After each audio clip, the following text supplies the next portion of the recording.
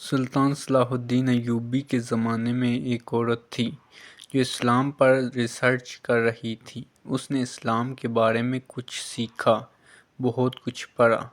ایک سوال جس کا جواب اسے کسی سے نہ ملا وہ یہ تھا کہ آخر خنزیر کے گوشت میں ایسی کیا برائی ہے جس کی وجہ سے خنزیر کا گوشت کھانا اسلام میں حرام قرار دیا ہے۔ صرف یہی ایک بات تھی جو اس کو اسلام قبول کرنے سے روک رہی تھی۔ اپنے اس سوال کا جواب حاصل کرنے کے لیے وہ سلطان صلاح الدین ایوبی کے دربار میں پہنچ گئی اور عرض کیا، سلطان معظم، میں نے اسلام کے بارے میں بہت کچھ پڑھا ہے اور بہت کچھ سیکھا ہے، حتیٰ کہ میں اس جگہ پر آ کھڑی ہوئی ہوں کہ اسلام قبول کر لوں، لیکن ایک بات ہے جو مجھے اسلام قبول کرنے سے روک رہی ہے، اور وہ بات یہ ہے کہ اسلام خنزیر کا گوشت کھانے سے کیوں منع کرتا ہے۔ اسلام نے جس چیز کے بارے میں منع کیا ہے وہاں اس کی دلیل ملی ہے، لیکن خنزیر کا گوشت حرام ہونے کی کیا وجہ ہے، اس بارے میں مجھے ابھی تک کوئی مضبوط دلیل نہیں ملی۔ میں نے بائبل کو پڑھا تو بائبل میں بھی خنزیر کا گوشت کھانے سے منع نہیں کیا گیا، لیکن اسلام کیوں منع کرتا ہے؟ آخر اس گوشت میں ایسی کیا خرابی ہے کہ اسلام اس کو کھانے سے منع کرتا ہے؟ سلطان صلاح الدین ایوبی نے اپنے ایک مشیر کو حکم دیا کہ بائبل کی وہ کتاب میرے پاس لے آؤ جو اصلی حالت میں موجود ہے۔ جب بائبل کی کتاب پیش کی گئی تو سلطان نے وہ حوالہ تلاش کر کے اس یہودی عورت کو دکھایا جہاں لکھا ہوا تھا کہ خنزیر کا گوشت کھانا منع ہے۔ خاتون نے حیران ہو کر کہا، یہ کیا بات ہوئی؟ میرے پاس جو کتاب ہے اس میں تو لکھا ہوا ہے کہ خنزیر کا گوشت کھانا منع نہیں۔ یہ سن کر سلطان نے جواب دیا، مجھے ترس آتا ہے تمہارے ان لکھاریوں پر جنہوں نے اپنی عیاشیوں کے لیے اس پاک کتاب کو اپنے لفظوں سے تبدیل کر دیا ہے۔ تمہارے پاس جو بائبل ہے وہ اپنی اصلی حالت میں موجود نہیں۔ ابھی تو میں نے صرف اس کتاب سے ثابت کیا ہے کہ خنزیر کا گوشت کھانا منع ہے، اب میں اس سے سائنسی لحاظ سے بھی ثابت کر دوں گا۔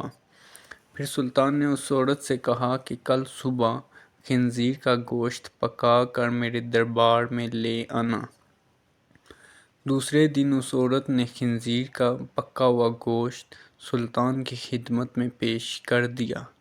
سلطان نے اس کو کراہت سے دیکھتے ہوئے کہا کہ اب اس کو بوٹی 2 حصے کرو۔ خاتون نے جب چھری سے بوٹی کے 2 حصے کیے تو درمیان میں سے گوشت کچا تھا۔ سلطان نے اس خاتون سے کہا کہ کیا تم نے اس گوشت کو اچھی طرح پکایا نہیں؟ تو وہ کہنے لگی، نہیں سلطان معظم، میں نے تو اس کو بہت اچھی طرح سے پکایا ہے۔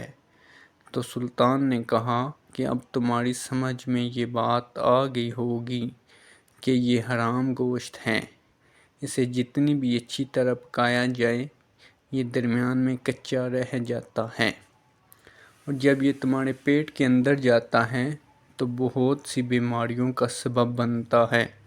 دوسری بات یہ کہ سور جس جگہ رہتا ہے یہ اپنے ارد گرد کی تمام گندگی حتیٰ کہ انسانوں کی گندگی کو بھی کھا جاتا ہے، اس کی خوراک بہت غلیظ ہوتی ہے۔ اس حوالے سے وہ غلاظت اس کے گوشت میں بھی شامل ہوتی ہے جو بذات خود بیماریوں کا منبع ہے۔ تیسری بات کہ جب سور کی مادہ کسی دوسرے سور کے ساتھ جنسی تعلق قائم کرتی ہے تو یہ اسے دیکھ کر خوش ہوتا ہے اور فخر محسوس کرتا ہے، اور یہ بے غیرتی کی خصلت اس کے گوشت میں بھی پائی جاتی ہے، اور اس کا گوشت کھانے والا بھی انہی صفات کا حامل ہوتا ہے کہ اپنی عورتوں کو دوسروں کے حوالے کر کے خوش ہوتا ہے اور فخر محسوس کرتا ہے۔ یہ واحد جانور ہے جس میں اتنی غلاظت اور بے شرمی بڑھی ہوئی ہے۔ جب آپ ایسے جانوروں کا گوشت کھائیں گے جس کی بنیاد غلاظت سے بڑھی ہوئی ہے تو وہ آپ کو کیا فائدہ دے گا؟ یہ بات سن کر وہ یہودی عورت سلطان صلاح الدین ایوبی کے سامنے جھک گئی اور کہا کہ سلطان معظم، اب آپ مجھے کلمہ پڑھائیں۔ سلطان صلاح الدین ایوبی نے اس عورت کو کلمہ پڑھایا اور تمام دربار اللہ اکبر کے بلند نعروں سے گونج اٹھا۔